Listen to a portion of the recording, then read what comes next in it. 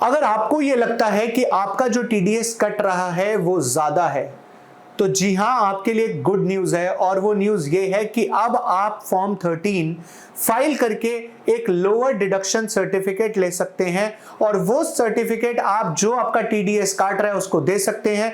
उस केस में वो आपका टीडीएस कम काटेगा। नाउ द पॉइंट इज, ये फॉर्म 13 कौन अप्लाई कर सकता है, इसे कैसे अप्लाई करना है और क्या प्रोसेस रहेगा, यही हमारी आज की वीडियो। चलिए शुरुआत करते हैं आज की वीडियो।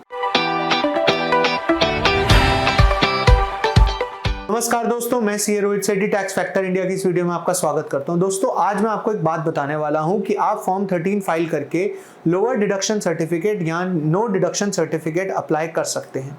पर पॉइंट ये आता है कि हम ये अप्लाई क्यों करेंगे। देखिए, कई बार क्या होता है कि लेट्स से आपने एक प्रॉपर्टी खरीदी थी 1 करोड़ की और आपने 5 साल बाद वो प्रॉपर्टी बेच दी 99 लाख की। यहां पर आपको 1 लाख रुपए का क्या हो रहा है, नुकसान हो रहा है, यानी कि आपका कैपिटल लॉस है। लेकिन according to income tax act, जो भी आपका बायर होगा ना, क्योंकि वो आपसे 50 लाख से ज्यादा की प्रॉपर्टी खरीद रहा है, वो तो 99 लाख की प्रॉपर्टी खरीद रहा है, तो 50 लाख से ज्यादा अगर वो आपसे प्रॉपर्टी खरीदेगा तो उस केस में वो आपका 1% टीडीएस काट लेगा, यानी कि 99,000। अब आप ये सोचकर देखिए कि यार मेरी इनकम तो हुई नहीं और मेरा टीडीएस कट रहा है, यार ये बात तो गलत है। तो उस केस में आप क्या कर सकते हैं, आप एक लोअर डिडक्शन या फिर नो डिडक्शन सर्टिफिकेट के लिए अप्लाई कर सकते हैं। वो अप्लाई करने के लिए आपको क्या प्रोसेस फॉलो करना है वो तो हम अभी इस वीडियो में देखेंगे। उससे होगा क्या, उससे ये होगा कि अगर आपका असेसिंग ऑफिसर सेटिस्फाई हो जाता है, आपका commissioner of income tax satisfy हो जाता है कि जो बात आप कह रहे हो बिल्कुल सही है, आपका कैपिटल लॉस हुआ है, आपका टीडीएस नहीं कटना चाहिए, तो वो आपको नो डिडक्शन सर्टिफिकेट दे देंगे और वो आप अपने बायर को देंगे, तो बायर आपका टीडीएस नहीं काटेगा, आप उस 99,000 के टीडीएस से बच जाएंगे। ऑल्दो मुझे ये बात पता है कि ये टीडीएस जो आपका कटता है ये बाद में आप रिफंड भी क्लेम कर सकते हो आईटीआर फाइल करने के टाइम पे। पर सोच के देखिए, अगर आज मैंने कोई प्रॉपर्टी बेची दैट इज जून के अंदर या जुलाई के अंदर और मैं इसकी इनकम टैक्स रिटर्न फाइल करूंगा नेक्स्ट जून या जुलाई में, तब तक मेरा 1 लाख रुपए फंसा रह जाएगा ना। तो क्यों मैं अपना 1 लाख रुपए फंसाऊं अगर मैं एक फॉर्म 13 फाइल करके नो डिडक्शन सर्टिफिकेट ले सकता हूं।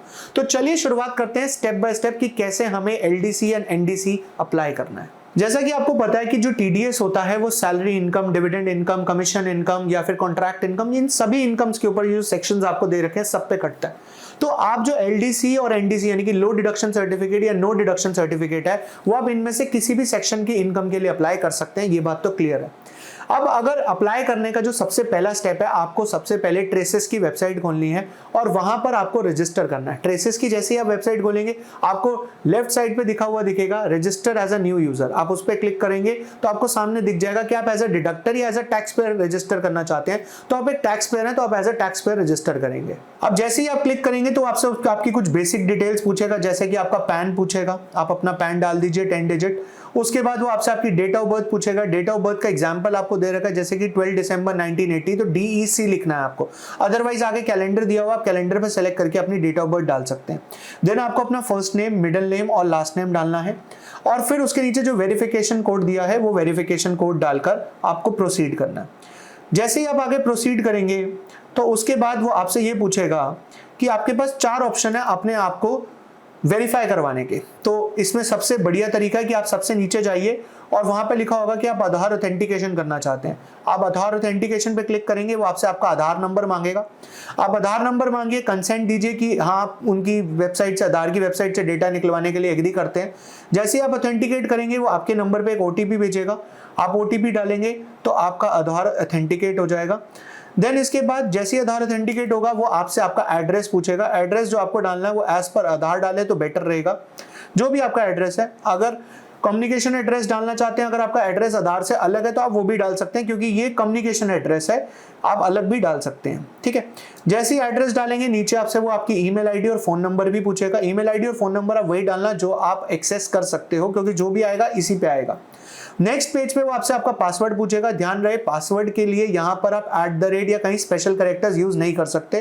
तो जो आप यूज कर सकते हैं, आप आगे क्वेश्चन मार्क पे क्लिक करेंगे तो वो आपको बता देगा कि आप ये यूज कर सकते हो, उसके हिसाब से आप अपना पासवर्ड रख लीजिए।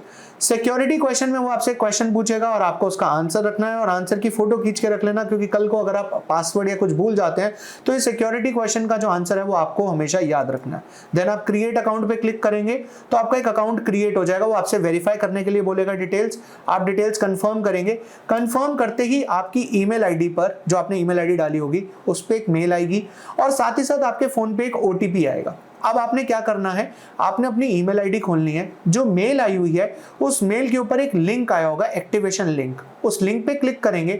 जैसे ही आप क्लिक करेंगे वो आपसे 2 कोड पूछेगा, एक वो कोड जो आपकी ईमेल पे आया हुआ है और एक वो कोड जो आपके पास फोन पे एसएमएस के थ्रू आया हुआ है। अब आपने क्या करना है, आपने ईमेल पे आया हुआ कोड और एसएमएस पे आया हुआ कोड एंटर करना है, नेक्स्ट करना है, आपका अकाउंट एक्टिवेट हो जाएगा। नेक्स्ट स्टेप में आपने क्या करना है, नेक्स्ट स्टेप में आप वापस होम पेज पे जाएंगे, लॉगिन पे क्लिक करेंगे। लॉगिन में अगेन वो आपसे पूछेगा आप एज अ डिडक्टर या टैक्स पेयर क्या लॉगिन करना चाहते हो, तो आप obviously as a taxpayer करेंगे। देन उसके बाद यूजर आईडी आपका पैन होगा, आप अपना पैन डालिए, पासवर्ड डालिए, सिक्योरिटी कोड डालिए और आप लॉगिन कर दीजिए। जैसे ही आप लॉगिन करके अंदर जाएंगे तो आपके पास एक डैशबोर्ड खुलेगा। उस डैशबोर्ड में सेकंड ऑप्शन होगा स्टेटमेंट ऑब्लिक फॉर्म्स का। आप स्टेटमेंट ऑब्लिक फॉर्म्स में क्लिक करिएगा, उसके अंदर होगा रिक्वेस्ट फॉर फॉर्म 13, यानी कि एक रिक्वेस्ट आप डालना चाहते हैं फॉर्म 13 की, तो आप रिक्वेस्ट फॉर फॉर्म 13 पे क्लिक करेंगे। जैसे ही आप क्लिक करेंगे वो आपसे पूछेगा कि आपके पास डीएससी वगैरह है या नहीं है, वो आपसे कुछ बात करेगा। आप उसमें कर दीजिए कि मैं ईवीसी यानी कि इलेक्ट्रॉनिक वेरिफिकेशन कोड के थ्रू करूंगा, तो आप येस पे क्लिक कर दीजिएगा। कि अगर आपके पास डीएससी नहीं होते हैं तो वो आपसे ईवीसी के थ्रू वेरीफाई करवाएगा सब कुछ। ओके, आप येस पे क्लिक करेंगे। जैसे ही येस करेंगे वो आपसे स्टेटस पूछेगा कि आपका रेजिडेंशियल स्टेटस क्या है, रेजिडेंट, ऑर्डिनरी रेजिडेंट या नॉन रेजिडेंट। तो जैसे मेरे केस में रेजिडेंट था तो मैंने रेजिडेंट अप्लाई कर दिया। जैसे ही मैंने रेजिडेंट डाला तो उसने मेरे को बोल दिया कि आपको फॉर्म 13 के लिए ये सभी डॉक्यूमेंट्स चाहिए होंगे। अब आपने प्रोसीड करने से पहले इन सभी डॉक्यूमेंट्स को अरेंज करके रखना है। जैसे ही आप प्रोसीड करेंगे तो प्रोसीड करने के बाद नेक्स्ट पेज पे वो आपसे इंफॉर्मेशन मांगनी शुरू करेगा आपके बारे में, जिसमें से सबसे पहली इंफॉर्मेशन उसने आपसे पूछी कि आप जो फॉर्म 13 डाल रहे हैं वो एक ओरिजिनल है या रिवाइज्ड है। मतलब आप पहली बार डाल रहे हैं तो ओरिजिनल, और अगर आपने पहले डाला था और एओ ने कुछ चेंजेस करने के लिए कहे थे तो वो रिवाइज्ड हो जाएगा। और आप कौन से फाइनेंशियल ईयर के लिए डालना चाहते हैं, जैसे कि 22-23 चल रहा है तो आप 22-23 के लिए डालना चाहते हैं, प्रोसीड करेंगे। फिर उसके बाद नेक्स्ट ऑप्शन आएगा विद टैन डिडक्टर वाला, आप उसको सिलेक्ट करेंगे जैसे ही, तो आपके पास पूरा फॉर्म 13 खुल जाएगा। इसके बाद वो आपसे ये पूछेगा कि आपने जो ट्रांजैक्शंस हैं आप जिसके लिए एंट्री करना चाहते हो वो लेस देन 50 है या मोर देन 50 है। अगर वो मोर देन 50 होगी तो आपको ऑफलाइन मोड में जाकर एनेक्स्टर भरना पड़ेगा, अदरवाइज लेस देन 50 है तो आप ऑनलाइन मोड पे ही भर देंगे। तो जैसे मेरे केस में लेस देन 50 था तो मैंने लेस देन 50 सेलेक्ट कर लिया।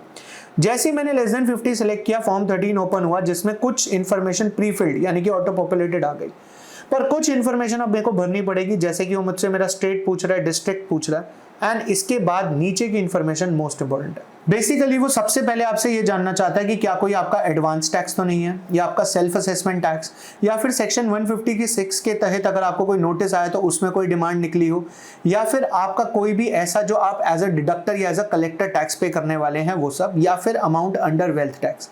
अगर आपका नहीं है तो आप इन सब में 0 डाल के आगे बढ़ जाइए।